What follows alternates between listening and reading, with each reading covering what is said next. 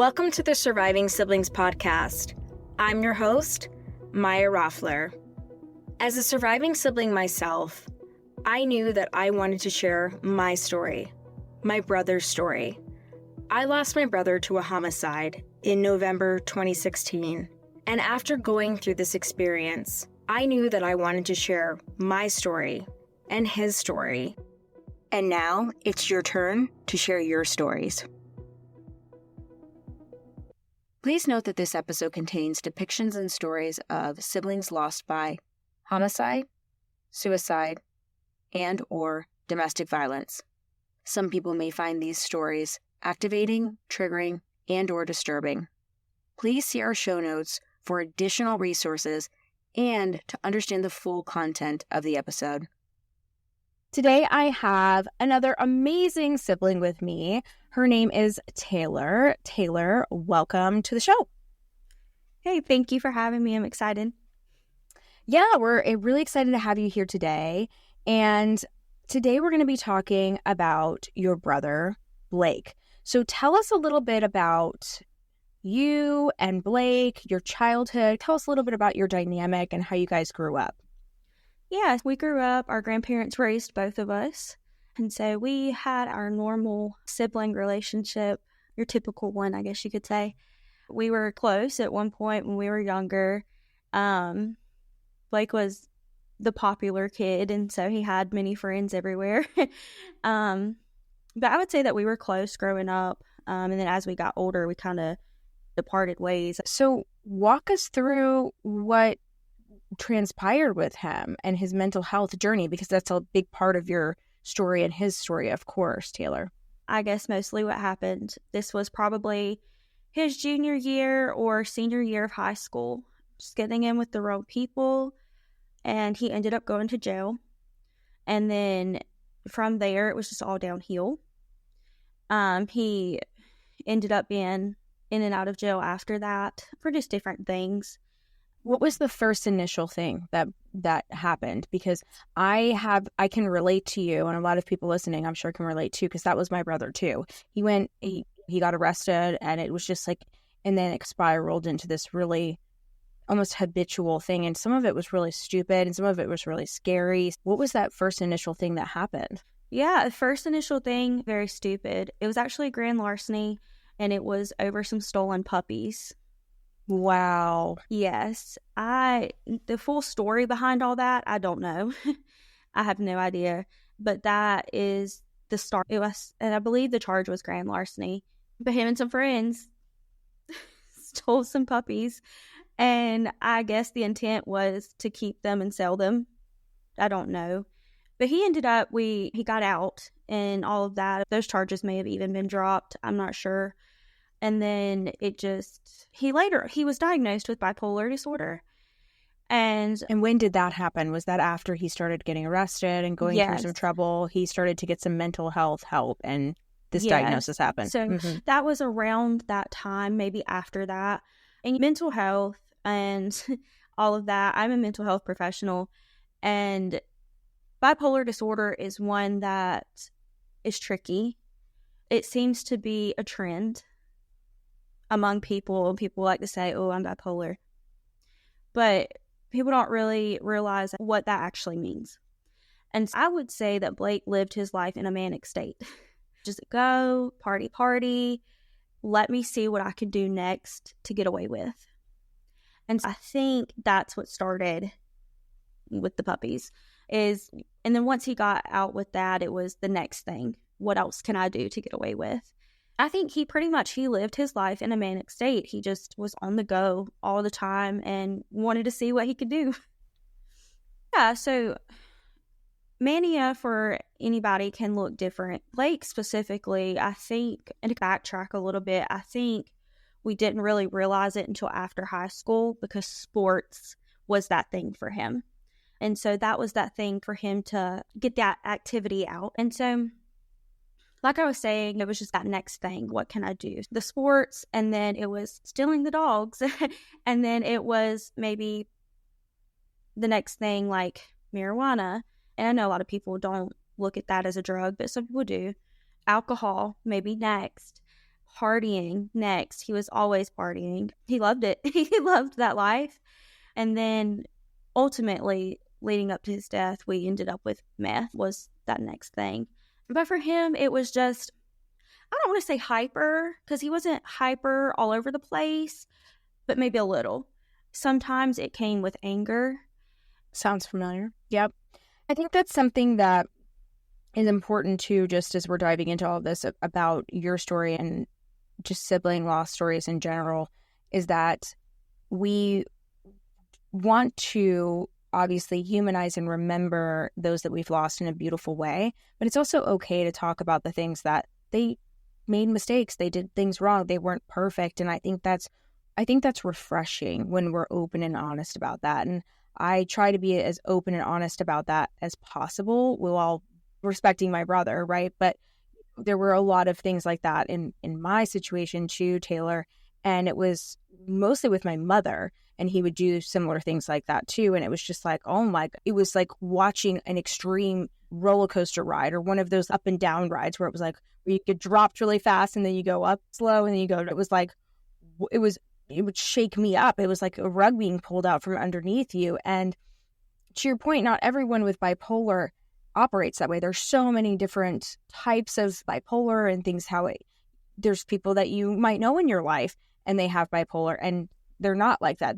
This is more of a manic type of state. And so it's interesting. I actually didn't know we had this in common. And so I'm like, wow. But yeah, it's really interesting to watch, and sometimes quite frustrating because you watch them hurt some people that you really love. But yeah, and then like you were saying with your brother, the highs are very high, lows very low, which ultimately led to his suicide. He loses the scholarship. He's getting arrested. He's partying. Talk us through how we're leading up to, unfortunately, his death by suicide, because he's struggling with mental health issues. Is he taking medication? Is he going to therapy? Walk us through that, because he was 23, right? So tell us a little bit about everything leading up to that point. Yeah, so he did seek out some help for a little bit. He stopped taking his medicine because it made him feel sad, is what he said. That was his reasoning. So he actually ended up spending a year in jail, and that was a whole thing that we don't really need to get into charges wise and all of that. But he got caught in another state. He had fled. Got caught in another state, so they ended up transporting him around, and he had warrants in other city or other counties and things like that. So he ended up spending a year in jail, just being transported back and forth between jails. So during that time, he got clean because he was right for a while. So he got clean with him during that time, Taylor, because you're still in high school. So how was your relationship during that time? Would you guys speak? Would you email? Like, how was that dynamic? Yeah, so he would call me. You got to pay for those phone calls. But he would call me. We would talk about every day, because it's funny. He would call my grandma and then he'd call me. We were the two. So we had contact. But yeah, he would call me every day, sometimes more than once a day, just to talk to me while he was in there. We'd send him money and things like that while he was in there. So we did have contact while he was there. Yeah. Do you feel like that was a good time even though it was a dark time for him, it was right? There's always a silver lining with things, right? Like, he was getting clean, but do you feel like it was a good time for you guys to connect? And he needed to get clean, but also cultivate a relationship again with you, I feel like, during that. I do. I think it was a good thing for him and for me, and maybe even for my grandma, even though she would never admit that. Yeah. Because sorry, Grams. Right. But it was probably good. Yeah. But she knew, let's face it, she knew where he was. That's a whole other thing. Right. Mm-hmm. Yeah. Yeah. So we knew where he was at. We knew he was alive. Yep. As scary and as sad as that sounds, we knew he was alive. No, I connect with that. We knew where he was at. Mm-hmm. He had shelter. He had food. I don't know. He may have even made some friends in there. I don't know. Sure. And so while he may not have liked it, he sounded great. He sounded so good. He sounded like his old self, his pre-drugs self. Right. You could tell he was clean. We would always joke because he would just sit in there and just drink black coffee. And we would just laugh about that because he is not a coffee drinker. But here he is just sitting in jail, drinking black coffee out of a cup. And we just thought that was funny. It was just, I don't know, it was just one of those things. Yeah. And so it was good. He sounded good. He looked good. Once they transported him back to the town that we were in, we would go visit him like once a week. I think there may have been like a limit on it.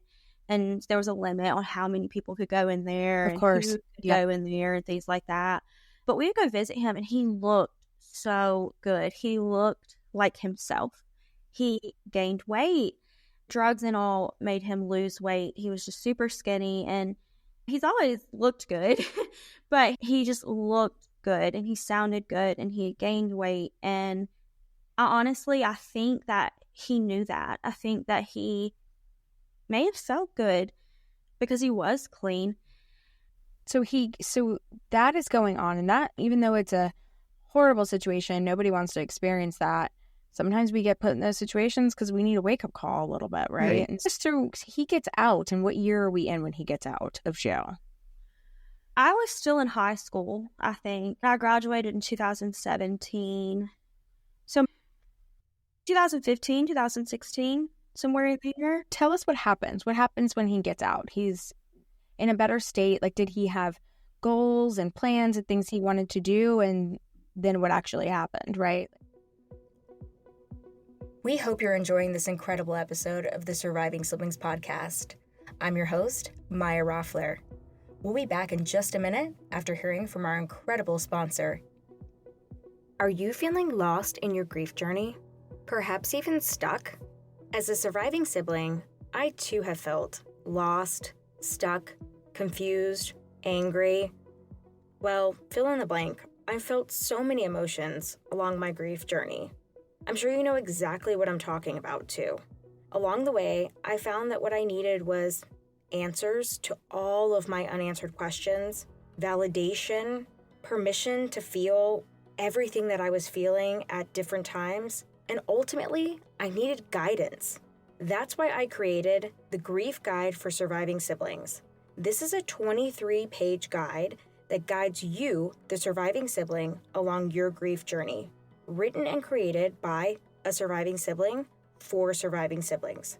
Click the link in the show notes to get your copy or visit thesurvivingsiblings.com, where you can also find more show information, merchandise for surviving siblings like you, and more resources and support. It's funny, it's all coming back to me now. I remember we had breakfast at Burger King and then went to church. And so he was clean and doing good, living with his girlfriend at the time. I don't really know where he was working at, but he just seemed well. Yeah. And then I'm not sure.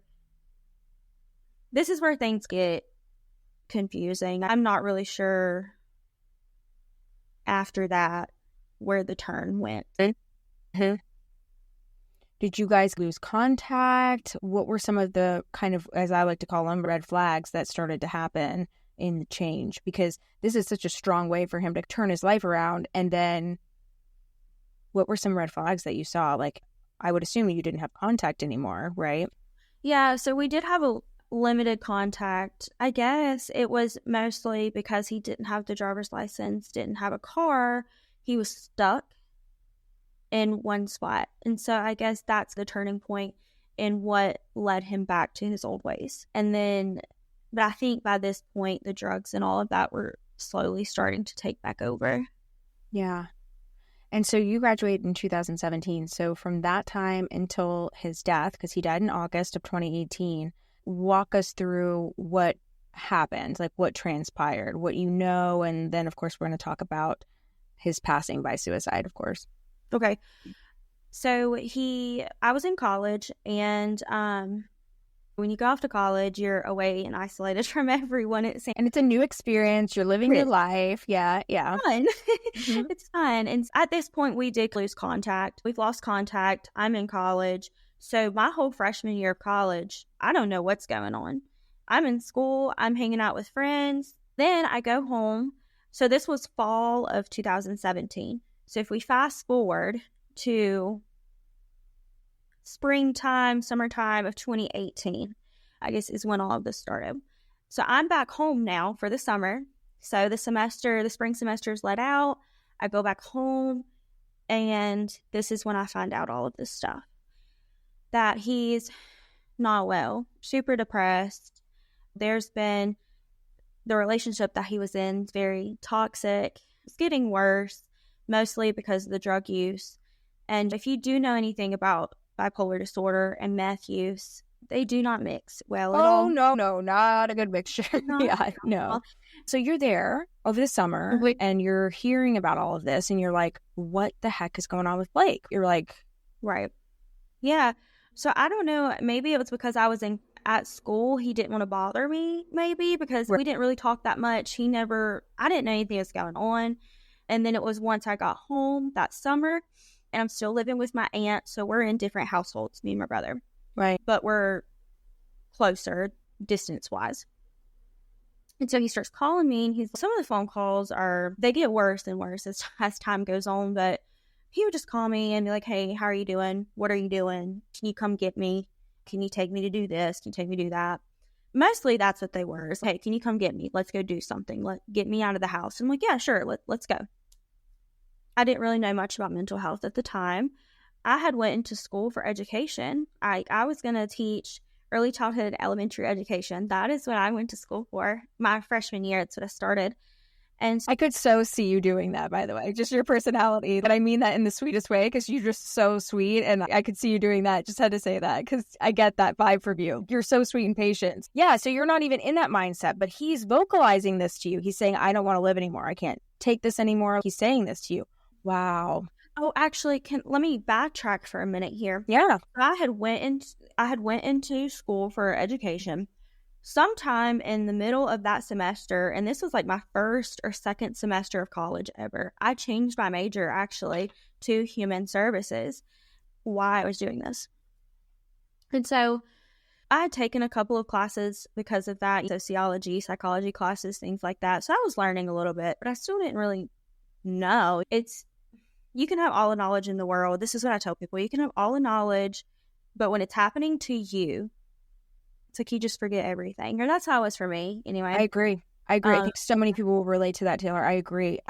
It is totally different when it happens to you.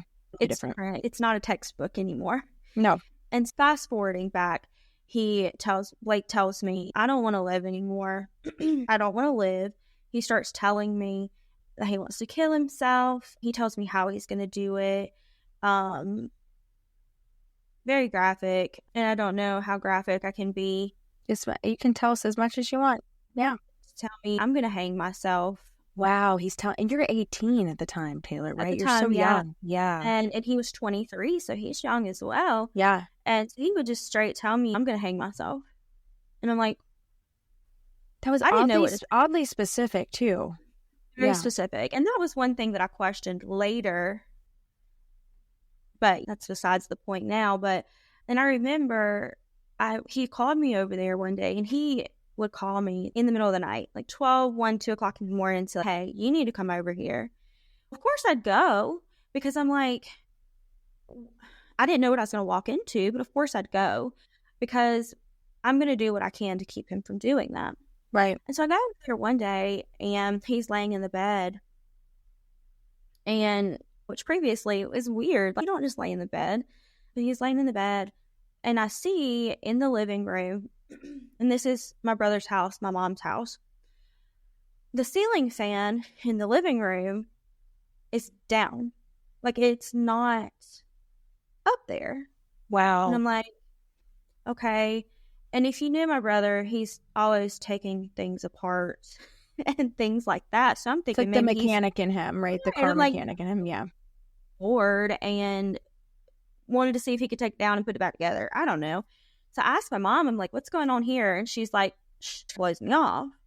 And I guess she didn't want Blake to hear me asking that. So I'm like, okay.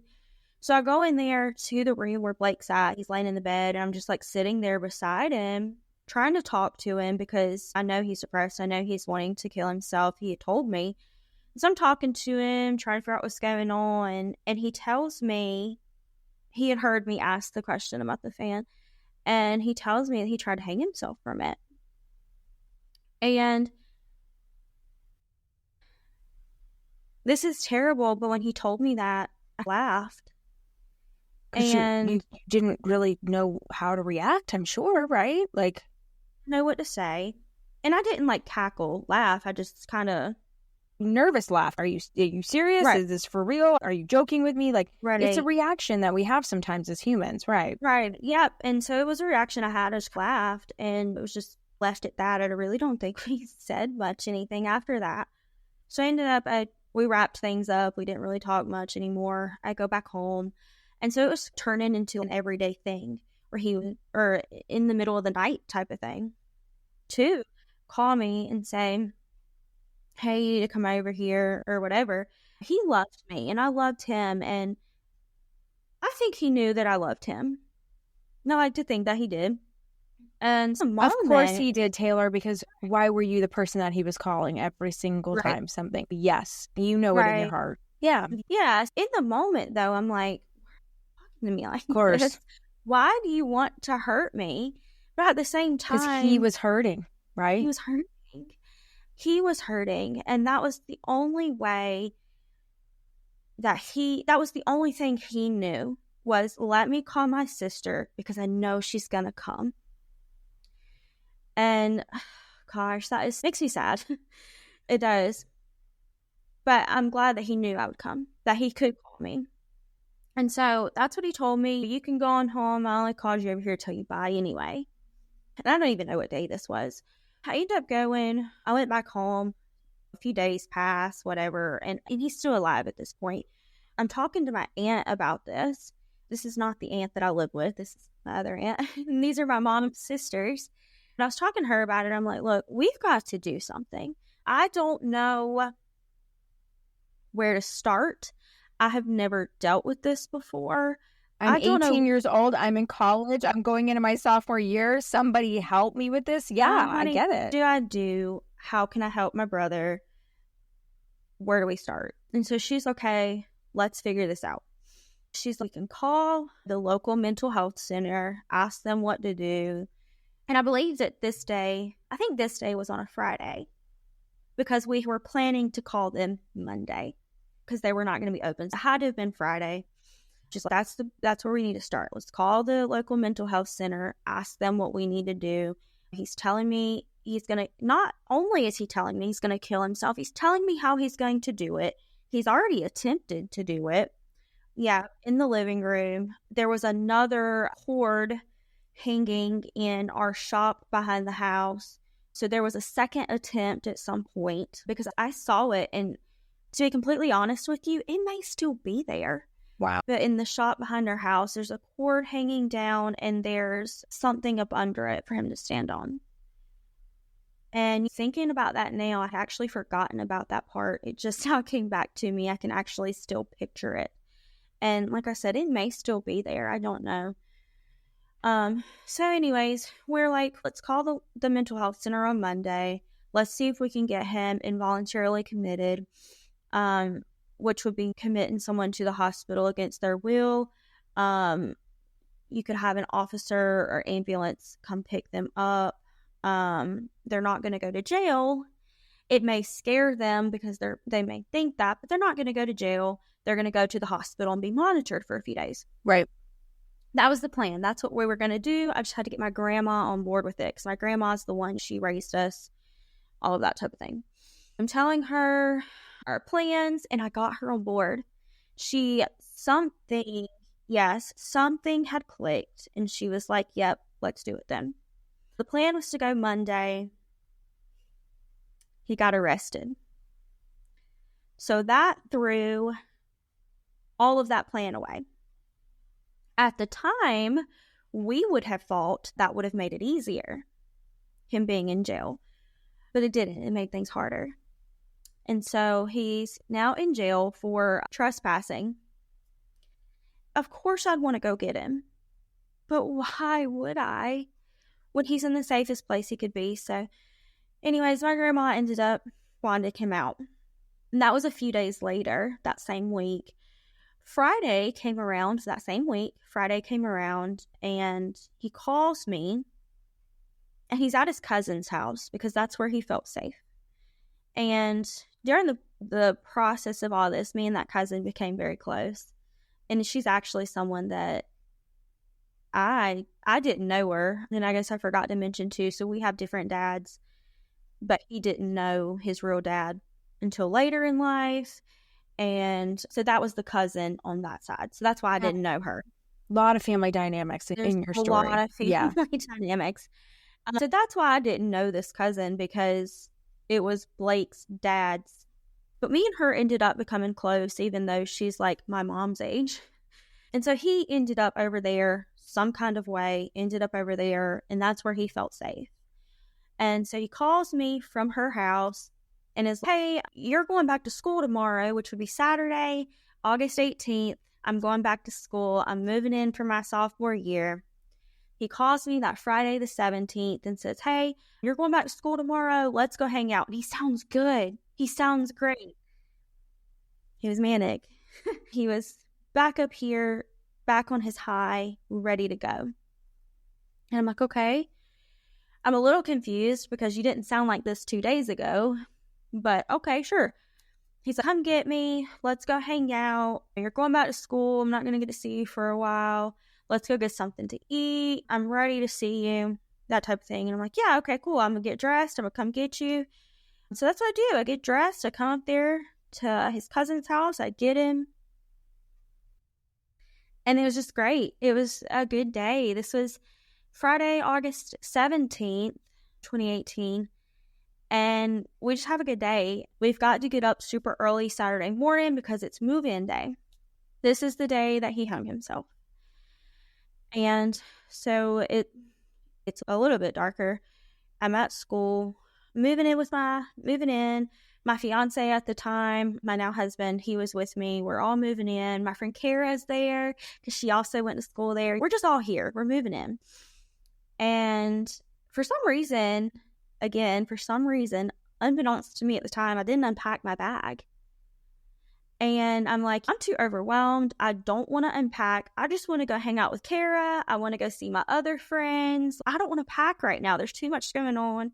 Let me unpack later when everybody leaves and things have settled. So I didn't unpack. And I go over to Colby. We go to Walmart.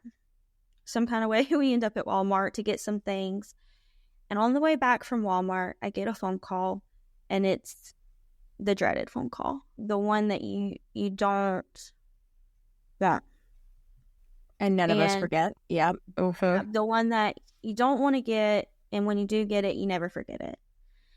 And it's from Daquan, who was my brother's friend. They were best friends growing up and throughout school. Daquan was a little bit older than Blake, but it didn't matter. They were friends. And I've always said that he was my brother as well because they were so close. And I'm like, okay, you're my brother too. And so Daquan is the one who calls me.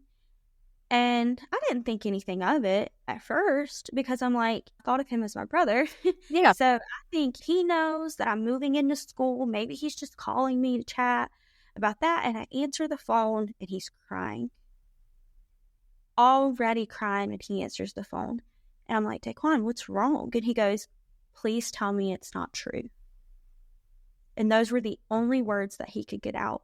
I think he was so distraught, he couldn't get anything else out either. How did he know, Taylor? I'm so like, how did he find out so that's person to call you? That's crazy. And that's unraveling. And honestly, it's still a little unknown. He says that to me, and I say, what are you talking about? And he goes, please tell me it's not true. Blake's dead. I don't know how he knew. I hung up on him because I'm like, now I've got to figure out what's going on. So I call the cousin that Blake was staying with. Yeah. I call her. She answers the phone, and she's already crying. She answers the phone, and I'm like, okay, you don't even have to tell me because now I know. Now, how she already knew as well is still unknown. We didn't even talk. Like, she answered the phone. She was crying. I hung up. We didn't even talk because I already knew. I called my grandma, and I'm like, look, this is what I've just been told. I said, you need to go figure out what's going on because I'm not there. I'm at school. And Colby, we were on the way back from Walmart. He hears my phone call with Daquan, so he pulls over into a parking lot and just sitting there because he heard the phone call but didn't really know what was going on. So we're sitting there in that parking lot. I told Colby, I'm like, you need to take me home. And it's not funny. For lack of a better word, it's funny. It never occurred to me that I could drive myself home. Yeah, it's interesting. Yeah. And I have a car. Mm-hmm. It never occurred to me. And so I'm yelling at Colby. I'm like, you need to take me home. He's like, I'm not taking you. He's very rational. He's still like this. He's very rational. He wants to think about things before we do it. And he's like, I'm not taking you home. He's like, we don't even know what's going on. Let's find out what's going on first, and then we can talk about you going home. Okay, whatever. We get back on campus. I called my friend Kara, and I said, look, this is what I think's going on. I was like, I don't know what to do. She said, just come to my room, my apartment, which was on-campus apartments. And she's like, just come over here and just sit over here until we figure out more. From that time, we get back on campus, and I just go sit in Kara's bedroom floor. And it feels like a million years are going by. It's, oh my God, every minute is a year at that point. Yeah. Years are going by.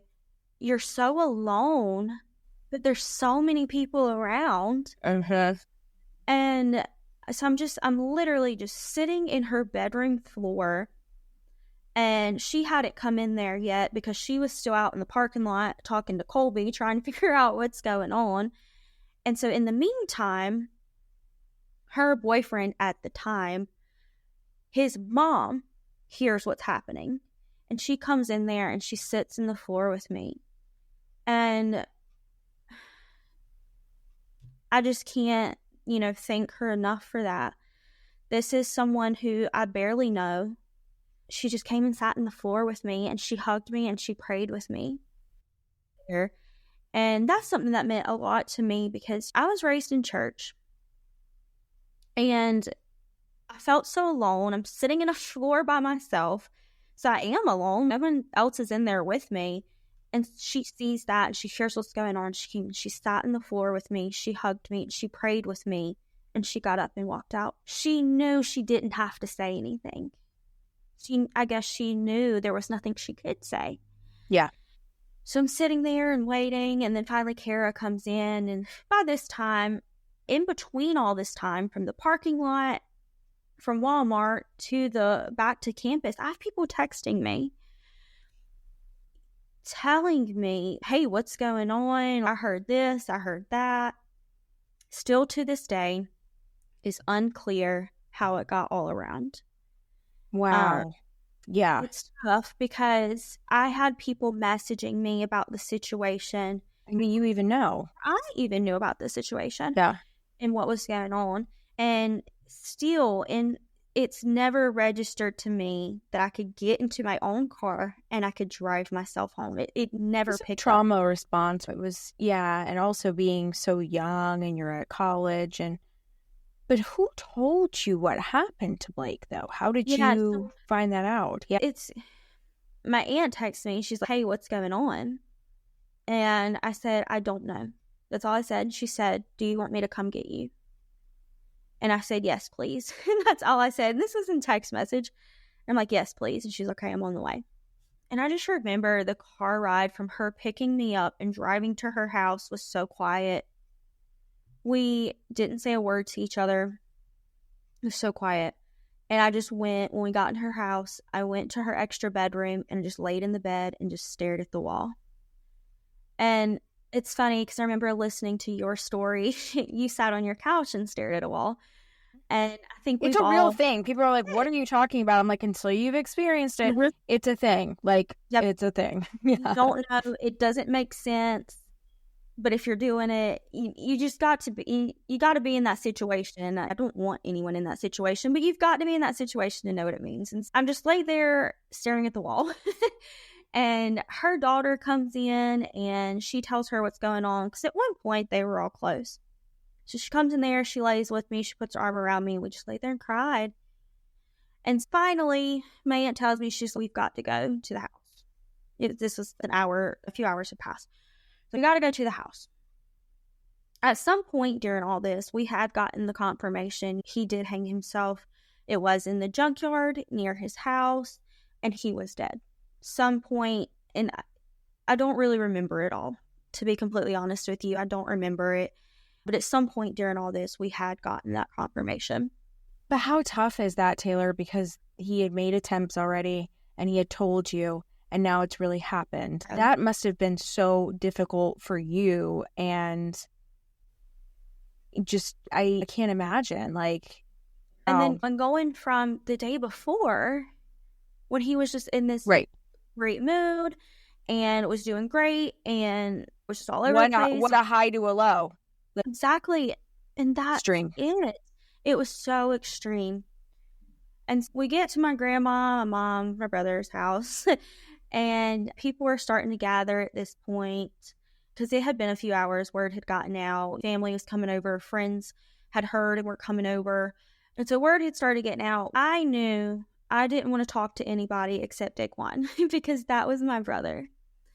And he's the one that called you, too. He's the one who called me. Yeah. And so I don't believe I said a word to anybody. I think I just got there and waited on Daquan to get there. And so Daquan, my grandma, and then another cousin, Kelly, they wasn't there when we got there because they had actually went to the hospital to ID the body. And so, and it means a lot to me that Daquan stepped up to go do that as well, because that's traumatizing for one, but he had really no blood connection. He didn't have to do that, but he was like, no, I'm going with your grandma to see what's going on. So I'm waiting for them. They finally get there after what seems like forever waiting on them. They finally get there. And all the words that I could say to Daquan was, I was waiting for you to get here. That's what I said. I was like, I have been waiting on you. And I just hugged him. And we just stood there and hugged, and we both just cried. Yeah. And that's what we did for, again, what felt like forever. We just stood there, hugged each other, and cried. What happened next for you guys? Because obviously, this is no mystery in the story, right? He was in a toxic relationship. Things were going on there. The last time you saw him, he goes off with the girlfriend. Something obviously transpired in that time, right? That is factual. We know that. Only he and her will ever know really what happened during that time. And that's so sad. And there's so many elements of, there's signs of toxic relationship things going on there, which is interesting because there's a couple of those stories this season. We're giving you guys a lot of signs here. If you see these things, these are things to talk about. But tell us, and then I want to tell us what happened next. And did you guys have a funeral? Like, how was that for you? And then I'd love if you could close us out a little bit, Taylor, with your story and just tell us how you feel now about those signs. So if you could tell us about the funeral days after in your process, and then tell us, looking back now on those signs and looking back on what you know, what is some advice you can give people? Because suicide is just, it's like fentanyl, it's like drugs, it's like this, I feel like it's an epidemic, and it's something we're not talking about enough. And it's it's a true tragedy. It really is. So if you can walk us through those two things, that'd be amazing. Yes. We had a funeral. We went to the funeral home, planned it all out. My dad came into town. He lives in a different state. I had a funeral, and this is something that I do want to spend a little bit of time on. So many people showed up. The church, there were no seats left. And that's something that I do want to talk about, because I guess with depression, you don't know that you have all these people behind you. The fact that there were hardly any chairs left in the church shows that he was loved. He had friends. He had people who loved him, but he didn't know it. And so I think that could be a piece of advice right there is, if you're friends with someone, if you love someone, let them know that. And that sounds so cliche. That's something that everybody says, but it's so true, especially if you know something's going on. People said, do they really live it, Taylor? Right. And this is an example of that. So I really love that message. Yeah. Yeah. It's something that's so easy to say, but so easy not to do. Mm-hmm. And so that would be my advice, especially if something's going on, reach out to that person. How can I help you? What do you need? I love you. I'm here for you. as cliche as it sounds, it's true. So we had the funeral. Lots of people came. I had taken that whole next week off of school. I had messaged all my professors like, hey, I won't be there. This is why. And every single one of them emailed me back and was like, we're praying for you during this time, because I went to a Christian school. And that just meant a lot to me, that my professors were like, take time, take as much time as you need. That's amazing, because not all of them are like that or have been like that in some Right. situations that I've heard and shared. So that's amazing that you had that support. Yeah. And I'm so glad that I did. And Miss Williams that I was talking about earlier, she through this became my mentor. But all of them, they're like, we're praying for you, take the time off, let us know when you're ready to come back. I think I ended up only taking like a week off. And so the times after that were hard. As you can imagine, as you've been through it as well, it's hard. You don't know what to say. You don't know what to do. You live in this state of numbness. It's the only way to describe it. And I feel like that's one of those things. You don't really know what it feels like to be numb unless you are feeling numb, unless you've been there. And so I just lived in this state of numbness. And my roommates looking back now, I'm assuming they just didn't know what to say. I'm no longer friends with them, because when I came back to school, it was just awkward. It was weird. And I'm assuming it's because they didn't know what to say. But sometimes you don't have to say anything. And that was a big thing for me, is I don't want you to talk to me. I just want you to come sit beside me. We can sit here in silence. I don't care if it's awkward for you. Just sit here with me and be quiet. I think that's one of the best parts of your story, and like a piece of advice too. And I really love that you're bringing this up, Taylor, because when your friend's mom sat down next to you, that was such an impactful moment for you, because that's all you needed. And I talk about that all the time too. I'm like, people ask me like, how can I support my friend? I'm like, literally just be with them. Don't talk to her. Literally, yeah. I didn't want anyone to say anything, because even if you were the nicest person in the world, I was like, how dare you say that? Or if they were like, oh, this is so horrible, I'm like, no kidding, it's horrible. You know what I mean? Like, you just can't win when you're in that state of mind. You just can't. Yeah, you can't. And there's no words that you can say to make it feel better. Right. And everything you say is going to make it sound worse. People were saying to me, not immediately, later on, at least he's not suffering. I'm like, I knew you were going to say yes. And Right. it's just a cycle of things that sometimes, and you're right, that is a piece of advice. Sometimes you just don't have to say anything. Yep. Just sit there with me. And that's all I wanted. And my friend Kara understood that. And Colby, it was harder for him to understand. He's come around a lot more now. Yeah. At first, it was harder for him to understand, but thankfully, Kara, she had been through the schooling. She was human services. She had studied the psychology and things like that I was studying. And so she knew and she understood, I don't have to talk. Let's just sit here. Yeah. And so she was a big part of that for me. And me and her are still friends today. We talk not every other day.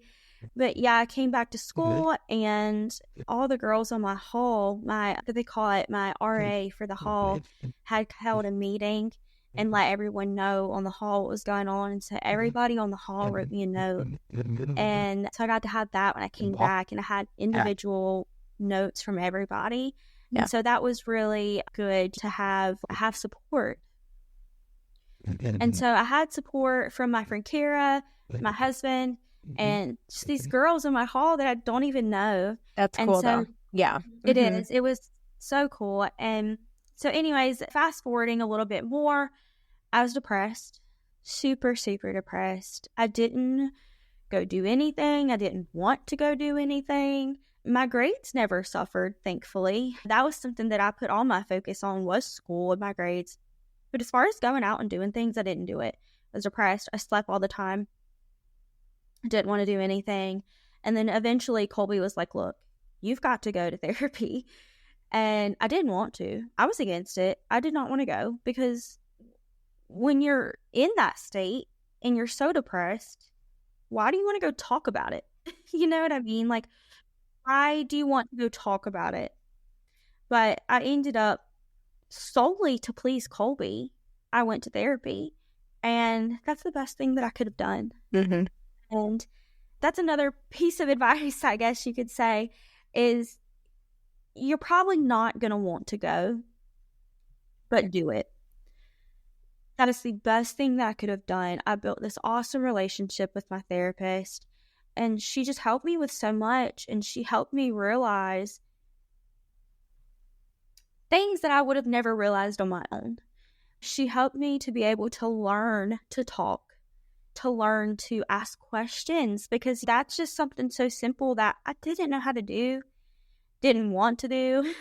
And so she helped me learn all of these things. And I actually haven't seen her in a couple of years. I stopped going, but I had told her at one point, I started having dreams and of people hanging. And I never saw my brother. I never saw him in that way.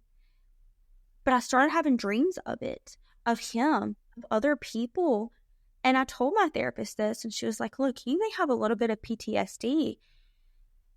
And that's another thing. People associate PTSD with military, with people that are in the military. And while that's so true and is a completely different form of PTSD that I am not claiming to have, it is also true to this situation as well.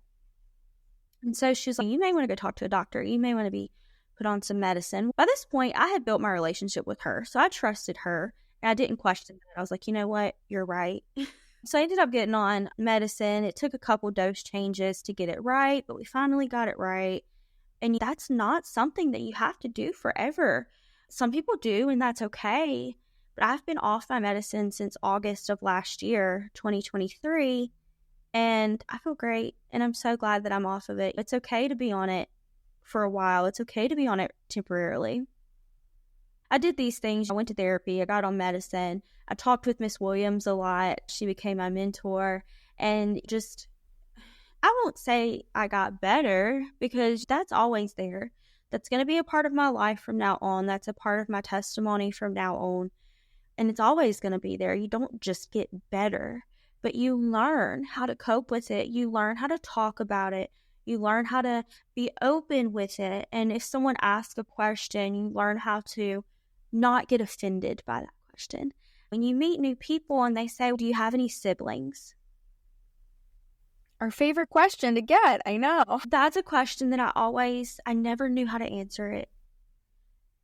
I never knew how to answer it, but now I can confidently say, yes, I had a brother. He passed away in 2018. And that just opens up doors. It opens up conversation. But you had to navigate that in your journey. Like, how do I want to answer that? What feels good for me? And I always tell people, I'm like, try on different things. And sometimes it's different. And we talked about it on the show many times. Sometimes it's different. Like, when you meet people, sometimes you feel safer with some people than other people. So you may find yourself responding differently. Sometimes I speak in present tense. Sometimes I speak in past tense. And that's okay. That's totally okay. This is your grief journey.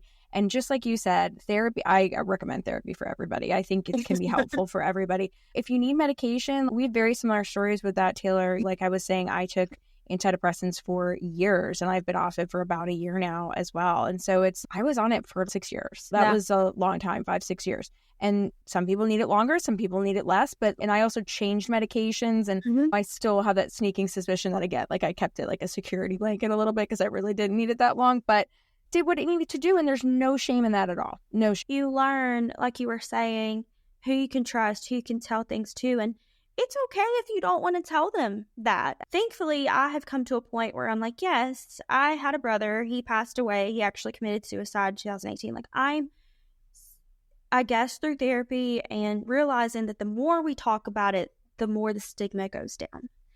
And I always try to sneak it in there to open up a conversation. And it's opened up many different conversations. Some people like, that's what I struggled with, or I've also dealt with this, or I've never Isn't dealt it with shocking? that. People that you wouldn't have thought, and they're like, they tell you. I do something very similar with the homicide aspect of my brother's story, and I'm like, I used to not put that part in there, right? And then now I'm completely open about it. I'm like, yep, I lost my brother in November of 2016 to a homicide. Yep. Boom. And that's how I say it. Mm-hmm. I'm like, yep. Yeah. And it's so interesting because it also will tell you a lot about another person too. That's what I've discovered too. Because when you get to a point where you're emotionally, mentally, and physically confident, and that doesn't mean it doesn't bother you. It just means that you're in a place where you are comfortable with yourself, and their reaction is not a reflection of you, right? Their reaction is a reflection of themselves. And so being able to say that, it's interesting. It's interesting to watch people's reactions, actually, from a psychological standpoint. Yeah. Sometimes people's reactions can be a bit funny. And they're just like, whoa, you didn't have to tell me that. Yeah. I'm like, you asked, so yeah, I'm going to tell you asked, so you get the answer, so here you go. Yeah. Do you want the answer? So yeah, fast forwarding and all of that, I've become very open about it. I'm a stay-at-home mom now, but previously I worked in mental health. And so I learned a lot there. I've met so many people there. Actually, the CEO, his wife, me and her clicked because her brother also died by suicide. Wow. And so me and her clicked in that way. And our patients and things like that, I had a chance to say, I've been there.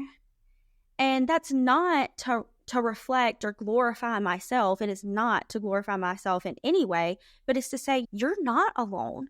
Yes. I know that you feel like you're alone, but you're not. And I know you're not because I've been there.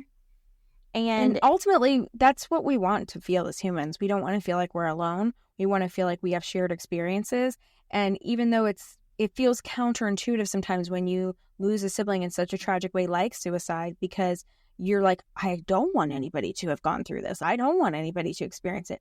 But it's our nature as humans to want to connect in a level of, I've been through that too. So it's an interesting dance that we do with that. And I've said since then, I want to share my brother's story. I want to, like I said, bring the stigma down. The more we talk about it, the more we can bring that stigma down, the more people are going to go get help that they deserve to have. And so I always, any chance I get, I try to talk about it. I went to school for human services. I worked in mental health for almost 3 years. I got my mental health first aid certification. I just went all out. I was like, I want to help these people as much as I can. And so that's what I did. And I'm so proud of that. And I think my brother would be so proud of that as well. And then, so to fast forward a little bit more, just a little tidbit I wanted to throw in there. My husband and I, we got married. We have a little boy now, and he is named after my brother. I love that. I felt like that's where you were going with that. I love that. Oh, so his name was Blake. Yeah. Oh, his middle name is Blake. Oh, I love that. Sister named her son middle name after my brother Andreas. Yeah. Oh, I love that. Yeah. It's really cute. It's really special. It's very special. And it was an obvious choice. Like, when we found out we were having a boy, we immediately was like, his middle name's going to be Blake. And my husband was like, yep, I like it. And was just on board. Like, we had a very similar conversation. Yeah, it's really cute. Yeah. Question about it. It's perfect. Fits him. It fits him.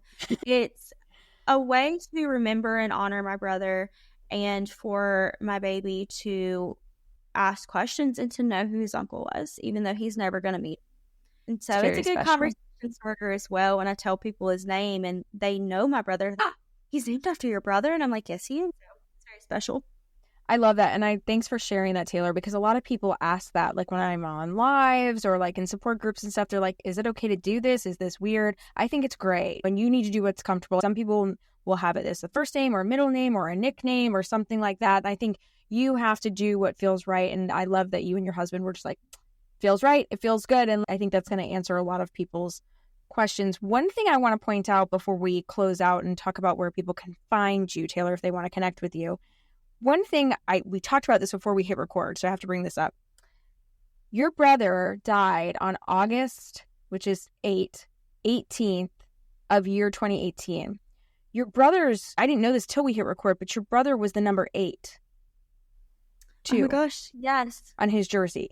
And then you were telling me he also had an infinity tattoo. I've really been into numerology lately. I think there's something there with that, but this is really one of those moments where I got chills when you told me his jersey was 8 and then the 8, 18, 18. I was like, and then the tattoo.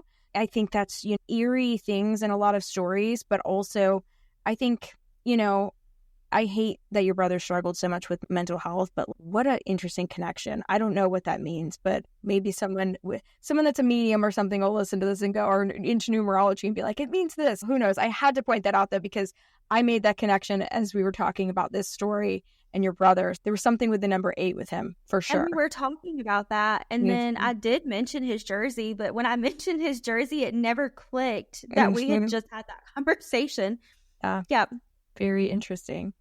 Taylor, thank you so much for all the work that you've done. And I know your faith has been a part of your journey too. And sometimes people will talk about that with me too. They'll say, I lost faith. I did too. And then I came back to faith, and my relationship with God is really good these days. And I think you and I have that in common as well. And I think that's a part of the evolution too. But tell people where they can connect with you if they want to have a conversation, because again, losing a sibling by suicide is not talked about enough. Like, it's just not in general. So are you a TikToker, Facebook, Instagram? Where are you comfortable people connecting with you? Yeah, so I am very active on Facebook. I don't have Instagram or TikTok or anything like that, but Facebook is where I'm at. I'm very active on there. I post a lot about mental health and suicide on there as well for awareness. And there's also that group. I actually think that's where me and you connected at first, was that group. It's Parents and Families of Homicide and Suicide Victims is what it's called. It's a Facebook group. And I'm actually one of the admins for that group. Yeah, I am too. Yeah, awesome. Okay. Yeah, perfect. And you're in our group too, of course. Yeah, the Surviving Siblings podcast group, yes. I believe. Yeah. Okay, perfect. So we'll make sure that we put your Facebook link in there, and we'll put both of the groups in there too, because I love being a part of that group as well. Awesome. Taylor, thank you so much for sharing your story and sharing Blake's story. I know this is going to help so many siblings, so thanks for being here. Thank you for having me. Thank you so much for listening to the Surviving Siblings podcast. If you enjoyed this episode as much as I did creating it for you, then share it on your chosen social media platform. And don't forget to tag us at Surviving Siblings Podcast so that more surviving siblings can find us. Remember to rate, review, and subscribe to the podcast. And don't forget to follow us on all social media platforms. We're on Instagram, Twitter, and TikTok at Surviving Siblings Podcast. All links can be found in the show notes, so be sure to check those out too. Thank you again for the support. Until the next episode, keep on surviving, my surviving siblings.